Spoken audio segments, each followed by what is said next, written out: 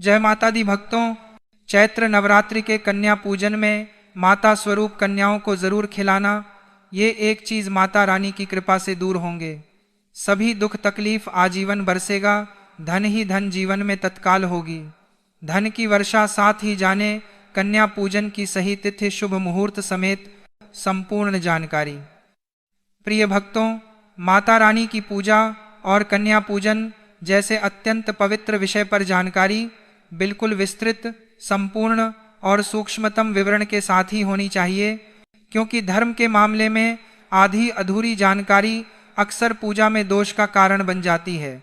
इसीलिए आज की यह विशेष प्रस्तुति आपके लिए एक संपूर्ण ग्रंथ के समान होने वाली है, जिसमें कन्या पूजन से जुड़ी एक एक छोटी से छोटी बात, नियम, भोजन, उपहार, सावधानियां और परम पावन कथा को अत्यंत विस्तार से बताया जाएगा। 9 दिनों की इस कठोर तपस्या, व्रत, उपवास और माता जगदम्बा की सात्विक आराधना का पूर्ण फल मनुष्य को तब तक प्राप्त नहीं होता जब तक कि वह पूर्ण श्रद्धा और समर्पण के साथ कन्या पूजन संपन्न न कर ले। शास्त्रों में इस महान अनुष्ठान का महात्म्य बताते हुए स्वयं भगवान श्री हरिविष्णु जी ने कहा था कि नवरात्रि के अंतिम दिनों में किया गया कन्या पूजन ब्रह्म हत्या, स्वर्ण चोरी और झूठ बोलने जैसे भयंकर से भयंकर पापों को भी भस्म करने की अद्भुत शक्ति रखता है। यदि आप पूर्ण श्रद्धा भाव से माता की आराधना करते हुए शास्त्रों में बताए गए नियमों के अनुसार नन्ही कन्याओं को साक्षात नवदुर्गा का स्वरूप मानकर पूजते हैं, तो माता भवानी और माँ लक्ष्मी आप पर साक्षात कृपा करेंगी और आप आजीवन धन संपदा से परिपूर्ण रहेंगे। कन्या पूजन का इतना अधिक महत्व है कि चाहे आप पूरे 9 दिन व्रत कर रहे हों या नहीं, फिर भी आपको शास्त्रों में बताई गई विधि के अनुसार इन पावन कन्याओं का पूजन अपने घर में अवश्य करना चाहिए। लेकिन भक्तों, जितना पुण्यकारी कन्याओं का यह पूजन है, उतना ही इसमें की गई छोटी सी भूल या वर्जित कार्यों को करने से आपको भयंकर पाप भी लग सकता है। इसीलिए आज का यह वीडियो बहुत ही ज्ञानवर्धक साबित होने वाला है। तो शिव शक्ति टीवी के माध्यम से आप अपने फायदे के लिए इस वीडियो को बिना काट छांट किए अंत तक जरूर देखिएगा और कम से कम 10 लोगों को शेयर जरूर कीजिएगा, जिससे आपका तो फायदा हो ही, आप अन्य लोगों का भी फायदा करा सकें और आपको अक्षय पुण्य फलों की प्राप्ति हो। क्योंकि भविष्य पुराण में स्पष्ट लिखा है कि जो व्यक्ति धर्म का ज्ञान बांटता है उस पर साक्षात माता लक्ष्मी और श्री नारायण की कृपा बरसती है।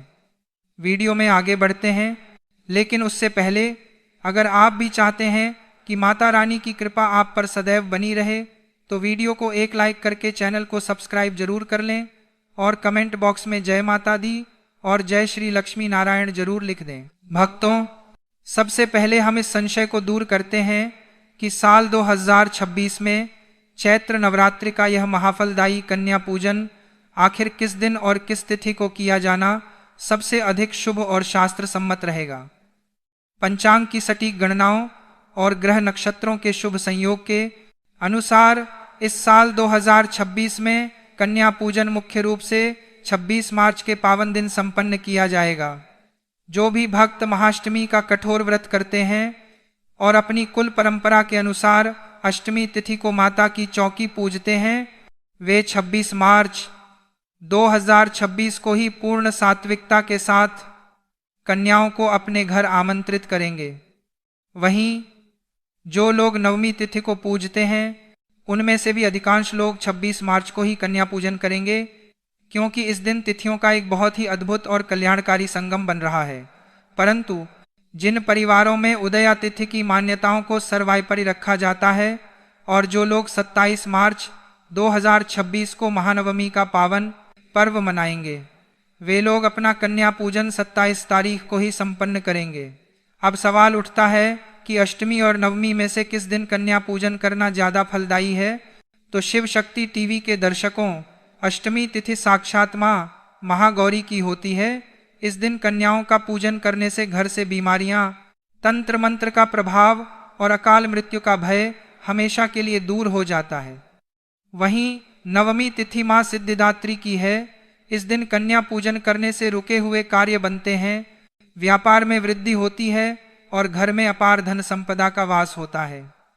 आप अपनी कुल परंपरा के अनुसार कोई भी दिन चुन सकते हैं, दोनों ही परम फलदायी हैं। कन्या पूजन की महिमा और इसमें सात्विक भोजन के महत्व को गहराई से समझने के लिए हमारे पुराणों में वर्णित माता वैष्णो देवी और उनके परम भक्त पंडित श्रीधर जी की कथा अत्यंत आवश्यक है। यह कथा हमें बताती है कि माता को कैसी भक्ति और कैसा भोजन प्रिय है। शिव शक्ति टीवी के सभी भक्तों को यह कथा अत्यंत ध्यान से सुननी चाहिए। प्राचीन काल में कटरा के समीप हंसाली गांव में पंडित श्रीधर नाम के एक अत्यंत ही गरीब लेकिन परम धर्मनिष्ठ ब्राह्मण रहा करते थे। वे माता के अनन्य भक्त थे, परंतु उनके जीवन में घोर दरिद्रता और संतानहीनता का भारी दुख था। गांव वाले उन्हें बांझ कहकर ताने मारते थे, लेकिन श्रीधर की भक्ति कभी कम नहीं हुई। एक बार नवरात्रि के पावन अवसर पर पंडित श्रीधर ने कुंवारी कन्याओं का पूजन करने और उन्हें भोजन कराने का विचार किया, लेकिन उनकी कुटिया में अन्न का एक दाना भी नहीं था। वे इसी चिंता में डूबे थे कि अब कन्याओं को क्या खिलाएंगे। तभी साक्षात माता वैष्णो देवी एक अत्यंत ही सुंदर, तेजस्विनी और दिव्य कन्या का रूप धारण करके उन कन्याओं के बीच आकर बैठ गईं। उस कन्या के चेहरे पर सूर्य के समान तेज था। कन्या रूपी माता ने श्रीधर से कहा कि हे पंडित, तुम पूरे गांव और आसपास के सभी साधु संतों को कल अपने घर भंडारे का निमंत्रण दे दो। श्रीधर घबरा गए कि उनके पास तो खुद खाने को नहीं है, इतने लोगों को कैसे खिलाएंगे। लेकिन उस कन्या के तेजस्वी वचनों और आंखों में छिपे वात्सल्य पर विश्वास करके उन्होंने सबको निमंत्रण दे दिया। उस भंडारे में गुरु गोरखनाथ और उनके शिष्य भैरवनाथ भी अपने 300 चेलों के साथ आ गए। जब भोजन परोसने की बारी आई तो श्रीधर की कुटिया में चमत्कार हुआ। उस दिव्य कन्या ने अपने हाथों में एक छोटा सा अद्भुत और चमत्कारी पात्र लिया और उसी एक पात्र से सभी को उनकी इच्छा के अनुसार अत्यंत स्वादिष्ट 56 भोग और सात्विक भोजन परोसना शुरू कर दिया। यह देखकर सब हैरान थे, लेकिन जब कन्या रूपी माता भोजन परोसते हुए भैरवनाथ के पास पहुंची तो भैरवनाथ ने अपने तंत्र बल के अहंकार और तामसिक प्रवृत्ति के कारण सात्विक भोजन खाने से साफ इनकार कर दिया। उसने कन्या से कहा कि मुझे यह हलवा पूरी नहीं खाना है, मुझे तो मांस और मदिरा चाहिए। कन्या रूपी माता ने अत्यंत शांत लेकिन दृढ़ शब्दों में भैरवनाथ को समझाया कि हे भैरव, यह एक पवित्र ब्राह्मण के घर का सात्विक भंडारा है। यहाँ केवल शुद्ध सात्विक और पवित्र आहार ही मिलेगा, यहाँ कोई तामसिक वस्तु नहीं परोसी जाएगी। लेकिन भैरवनाथ अपनी जिद पर अड़ा रहा और उसने कन्या का हाथ पकड़ने का प्रयास किया। अपने भक्त के घर की मर्यादा और सात्विकता को बनाए रखने के लिए माता वहां से तुरंत पवन रूप धारण करके अंतर्ध्यान हो गईं और त्रिकूट पर्वत की ओर चली गईं। दर्शकों, इस कथा को विस्तार से बताने का मुख्य उद्देश्य यह है कि माता भवानी स्वयं कन्याओं के रूप में हमारे घर पृथ्वी पर आती हैं। माता को केवल सात्विक भाव, शुद्ध आहार और प्रेम प्रिय है। उन्हें तामसिक भोजन, अशुद्धता या अहंकार बिल्कुल भी बर्दाश्त नहीं है। इसीलिए कण या पूजन में भोजन को लेकर बहुत ही कठोर नियम बताए गए हैं, जिनका पालन करना हमारे लिए अत्यंत आवश्यक है। अब बात करते हैं कि कन्या पूजन के लिए कैसी कन्याओं को आमंत्रित करना चाहिए और कैसी कन्याओं को नहीं। धर्मशास्त्रों के अनुसार कन्या पूजन के लिए हमेशा 2 वर्ष से लेकर 10 वर्ष तक की आयु की कन्याओं को ही आमंत्रित करना चाहिए। 2 वर्ष की कन्या को कुमारी कहा जाता है, जिसकी पूजा से दुख और दरिद्रता का नाश होता है। 3 वर्ष की कन्या त्रिमूर्ति होती है, जो धन धान्य देती है। 4 वर्ष की कल्याणी, 5 वर्ष की रोहिणी, 6 वर्ष की कालिका, 7 वर्ष की चंडिका, 8 वर्ष की शांभवी, 9 वर्ष की दुर्गा और 10 वर्ष की कन्या सुभद्रा कहलाती है। इन सभी आयु वर्ग की कन्याओं में माता का सबसे जागृत और निष्पाप स्वरूप माना जाता है। आपको इस बात का विशेष ध्यान रखना है कि किसी भी कन्या को जबरदस्ती या डरा धमकाकर अपने घर ना लाएं। जो कन्याएं खुशी खुशी और प्रेम से आपके घर आएं, उन्हीं का पूजन फलदायी होता है। कन्याओं को आमंत्रित करते समय उनके रंग, रूप, पहनावे या जाति को लेकर अपने मन में रत्ती भर भी भेदभाव या ऊंच नीच का विचार ना लाएं। वहीं आपको इस बात का भी ध्यान रखना चाहिए कि 10 वर्ष से अधिक आयु की कन्याओं को कन्या पूजन में मुख्य रूप से नहीं बिठाया जाता, क्योंकि शास्त्रों के अनुसार वे रजस गुण में प्रवेश कर जाती हैं। साथ ही यदि कोई कन्या बहुत अधिक अस्वस्थ है या उसे कोई शारीरिक पीड़ा है तो उसे उस समय पूजन में बिठाकर कष्ट नहीं देना चाहिए, बल्कि उसका प्रसाद उसके घर भिजवा देना चाहिए। इसके अलावा कन्याओं के साथ एक छोटे बालक को भी बटुक भैरव या लंगूर के रूप में जिमाना अत्यंत अनिवार्य है, क्योंकि माता वैष्णो देवी की कथा में भी भैरवनाथ को अंत में माता ने क्षमा करके वरदान दिया था कि मेरी पूजा के बाद तुम्हारी पूजा अनिवार्य हो। शिव महापुराण के अनुसार भैरव के बिना माता की कोई भी पूजा या कन्या पूजन पूर्ण रूप से स्वीकार नहीं होता है। अब सबसे महत्वपूर्ण विषय पर आते हैं कि घर की रसोई में क्या बनना चाहिए, क्या नहीं बनना चाहिए और इसके पीछे का गहरा कारण क्या है। कन्या पूजन के दिन घर की रसोई को गंगा जल छिड़क कर पूरी तरह से पवित्र कर लें। भोजन बनाने वाले व्यक्ति को स्नान करके साफ वस्त्र धारण करके ही रसोई में प्रवेश करना चाहिए। कन्या पूजन के इस महाप्रसाद में मुख्य रूप से सूजी या शुद्ध गेहूं के आटे का हलवा, गाय के शुद्ध घी या ताजे शुद्ध तेल में छानी गई गर्मा गर्म पूरियां और बिना लहसुन प्याज के पूर्ण सात्विकता के साथ बनाए गए काले चने का होना अनिवार्य माना गया है। इसके पीछे का सबसे बड़ा कारण हमारी जन्म कुंडली और नवग्रहों की शांति से जुड़ा है। शिव शक्ति टीवी के दर्शकों, ज्योतिष और धर्म ग्रंथों के अनुसार जब हम कन्याओं को काले चने का भोग लगाते हैं तो काले चने का संबंध शनि देव से होता है। इसे खिलाने से कुंडली में बैठे शनि और राहु केतु जैसे अत्यंत क्रूर ग्रहों की शांति होती है और जीवन से हर प्रकार की रुकावट, रोग और दुर्घटना का योग हमेशा के लिए टल जाता है। वहीं हलवा और शुद्ध घी की पूरी खिलाने से कुंडली में शुक्र, मंगल और चंद्रमा की स्थिति मजबूत होती है। शुक्र ग्रह धन और विलासिता का कारक है, अतः हलवा पूरी खिलाने से मनुष्य के जीवन में अपार धन, सुंदरता, मानसिक शांति और भौतिक सुखों की वर्षा होती है। यही माता रानी का सबसे प्रिय और शुभ पारंपरिक भोजन है। इसके अलावा आप अपनी सामर्थ्य के अनुसार उन्हें फल जैसे सेब, केला, अनार और गाय के शुद्ध दूध व मिश्री से बनी मखाने या चावल की खीर भी खिला सकते हैं। मखाने की खीर माता को अत्यंत प्रिय है, क्योंकि मखाना जल में उत्पन्न होता है और अत्यंत शुद्ध व शीतलता प्रदान करने वाला होता है। लेकिन भक्तों, जितना जरूरी यह सात्विक भोजन है, उतना ही जरूरी उन चीजों को जानना है जो भूलकर भी नहीं पकानी चाहिए। सबसे पहले कन्याओं के लिए बनाए जा रहे भोजन में भूलकर भी लहसुन और प्याज का एक कण भी नहीं होना चाहिए, और न ही वह भोजन उस बर्तन में बनना चाहिए जिसमें कभी मांस मदिरा पकाया गया हो।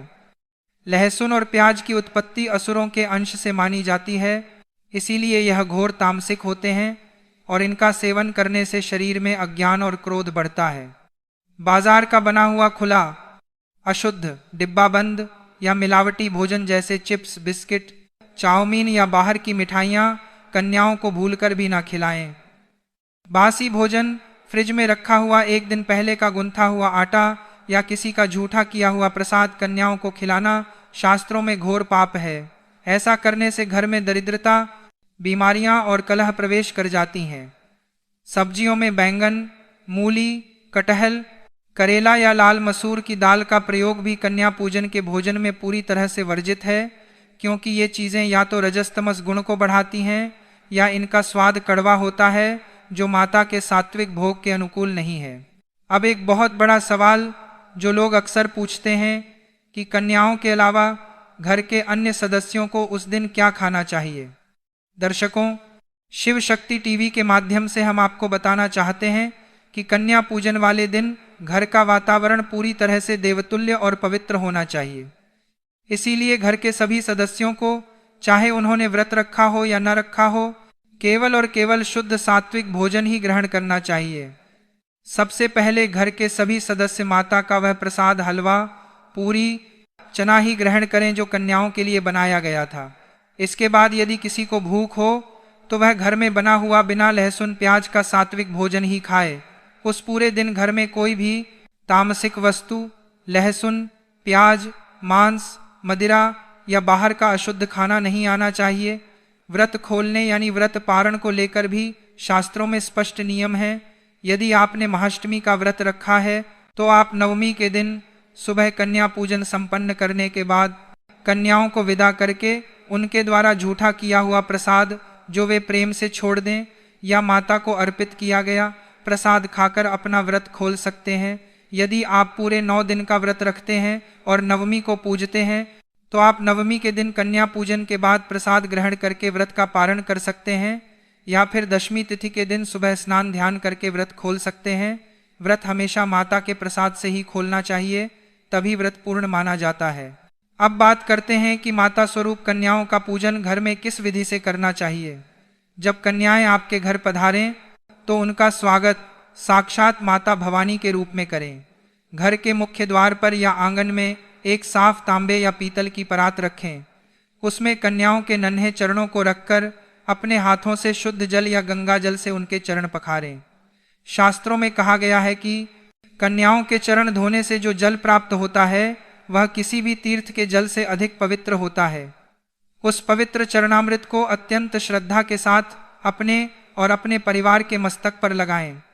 इसके पश्चात सभी कन्याओं को घर के अंदर लाकर एक साफ पवित्र और मुलायम आसन पर पूर्व या उत्तर दिशा की ओर मुख करके सम्मान पूर्वक बिठाएं।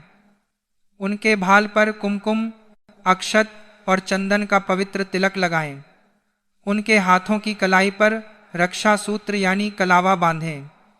इसके बाद माता रानी का ध्यान करते हुए उनके चरणों में लाल पुष्प अर्पित करें, फिर उन्हें भोजन परोसें।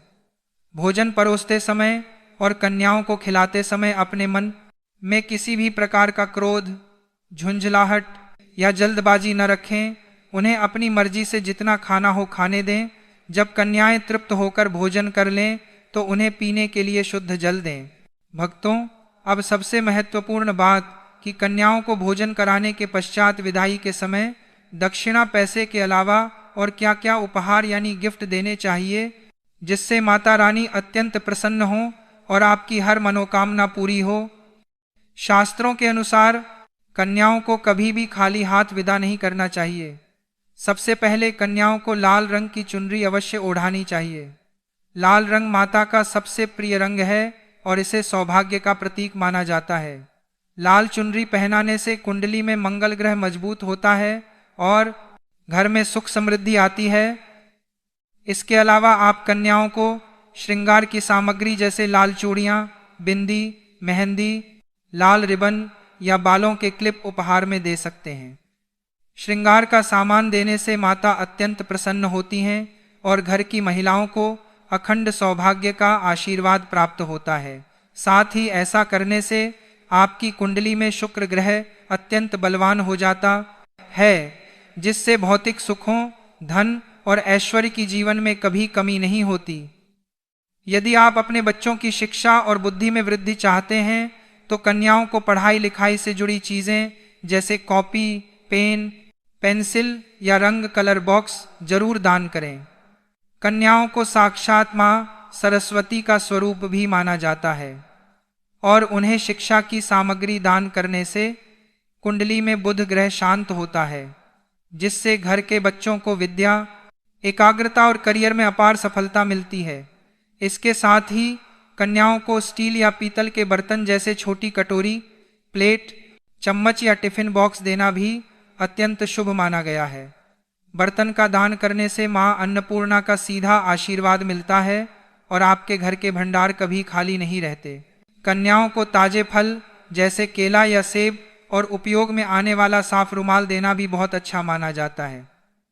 और हाँ, छोटे बच्चों को खिलौने बहुत पसंद होते हैं, इसलिए आप उन्हें खुश करने के लिए कोई छोटा खिलौना भी दे सकते हैं, क्योंकि जब एक कन्या के चेहरे पर उपहार देखकर सच्ची मुस्कान आती है तो साक्षात नवदुर्गा आपके घर में मुस्कुराती हैं और अपना पूर्ण आशीर्वाद लुटाती हैं।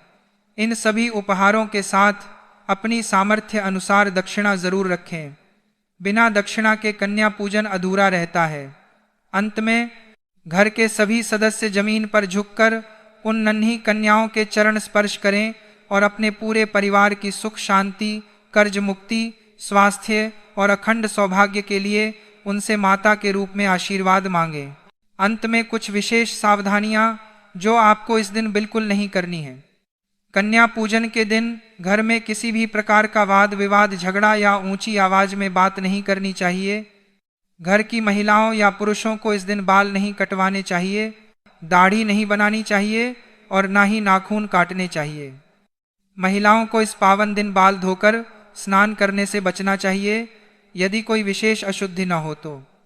सबसे बड़ी बात, किसी भी कन्या को खाली हाथ घर से विदा ना करें और ना ही उन्हें डांट कर भगाएं।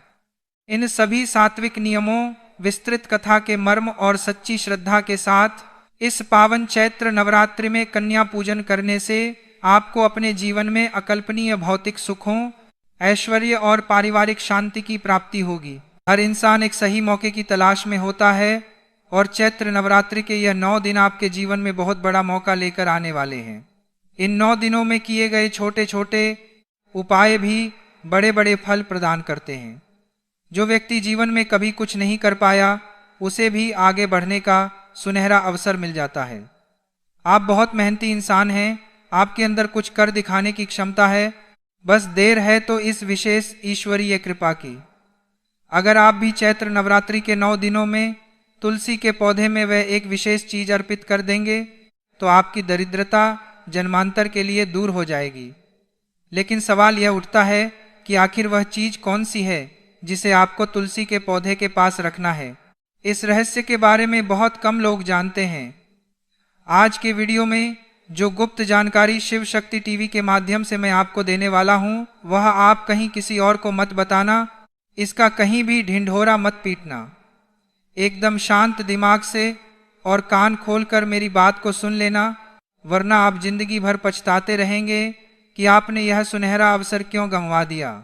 यह चमत्कारी उपाय बहुत कम लोगों तक पहुंच पाता है और अगर यह आप तक पहुंचा है तो यह साक्षात माता रानी का बुलावा और उनकी विशेष कृपा है। लेकिन यदि आप इसे मजाक में लेंगे, दिखावे के लिए करेंगे या अहंकार और लालच में आकर करेंगे तो इसका परिणाम उल्टा भी हो सकता है। आज हम जिस चमत्कारी उपाय की बात कर रहे हैं उसका सीधा संबंध चैत्र नवरात्रि और आपके घर के आंगन में लगे तुलसी के पौधे के साथ जुड़ा हुआ है। अब आप सोच रहे होंगे कि आखिर तुलसी का पौधा कैसे हमारे जीवन में चमत्कार कर सकता है। तुलसी का पौधा तो हम सभी के घर आंगन में लगा होता है और हमने ये जरूर सुना है कि तुलसी की पूजा करने से घर में सुख शांति रहती है, समृद्धि आती है और शाम को देसी घी का दीपक भी जलाना चाहिए। यह सब हम करते भी हैं, लेकिन फिर भी जीवन में मनचाहे परिणाम नहीं मिल रहे, तो आखिर करें तो करें क्या? वह कौन सी चीज है जिसे चैत्र नवरात्रि में तुलसी माता को अर्पित करने से चमत्कार होगा? भक्तों, इससे पहले कि हम वह अचूक उपाय जानें, मेरा आप सभी से करबद्ध निवेदन है कि शिव शक्ति टीवी चैनल को सब्सक्राइब जरूर कर लें ताकि माता रानी की कृपा और ऐसे ही दुर्लभ उपाय आप तक हमेशा पहुंचते रहें। इसके साथ ही जितने भी भगवान श्री लक्ष्मी नारायण और माता भवानी के सच्चे भक्त हैं, वे अभी के अभी वीडियो को लाइक करके कमेंट बॉक्स में पूरे सच्चे मन से जय श्री लक्ष्मी नारायण और जय माता दी जरूर लिख दें। आपका बहुत बड़ा काम बनेगा। शास्त्रों में तुलसी के पौधे को केवल एक पौधा नहीं बल्कि साक्षात माता लक्ष्मी का स्वरूप माना गया है। कहा जाता है कि जिस घर में तुलसी का पौधा होता है वहां पर कभी भी नकारात्मक ऊर्जा प्रवेश नहीं करती। लेकिन बहुत कम लोग यह रहस्य जानते हैं कि चैत्र नवरात्रि के दौरान तुलसी के पौधे की मिट्टी में एक खास पोटली दबाने या गमले से बांधने से धन का आकर्षण अपार मात्रा में बढ़ जाता है। असल में पैसा क्या है? पैसा एक ऊर्जा है। हमें बस इस ऊर्जा को अपनी ओर आकर्षित करना है। प्राचीन ग्रंथों और लोक मान्यताओं में ऐसा वर्णित है कि कुछ विशेष चीजें जब तुलसी के पौधे के साथ सही मुहूर्त में जोड़ी जाती हैं तो यह धन की ऊर्जा को चुंबक की तरह अपनी ओर खींचने लगती हैं। जब यह सकारात्मक ऊर्जा आपके पास आएगी तो पैसा अपने आप आपके कदम चूमेगा। शिव शक्ति टीवी के इस विशेष वीडियो में हम आपको पूरे विश्वास के साथ बता रहे हैं कि यह अचूक उपाय है। एक लाल रंग के छोटे से सूती कपड़े में एक कमल गट्टा, एक साबुत हल्दी की गांठ और एक साफ सुथरा सिक्का रखकर उसकी पोटली बनाना। जी हाँ, यही वह रहस्यमयी पोटली है जो आपके भाग्य के बंद दरवाजे खोल सकती है। जो इंसान इस रहस्य को समझकर यह उपाय कर लेता है वह चैत्र नवरात्रि के 9 दिनों में ही माला माल बन जाता है। लाल रंग को साक्षात देवी शक्ति का प्रतीक माना जाता है। कमलगट्टा माता लक्ष्मी को अत्यंत प्रिय है। हल्दी की गांठ भगवान श्री लक्ष्मी नारायण का स्वरूप मानी जाती है और सिक्का भौतिक धन का प्रतीक है।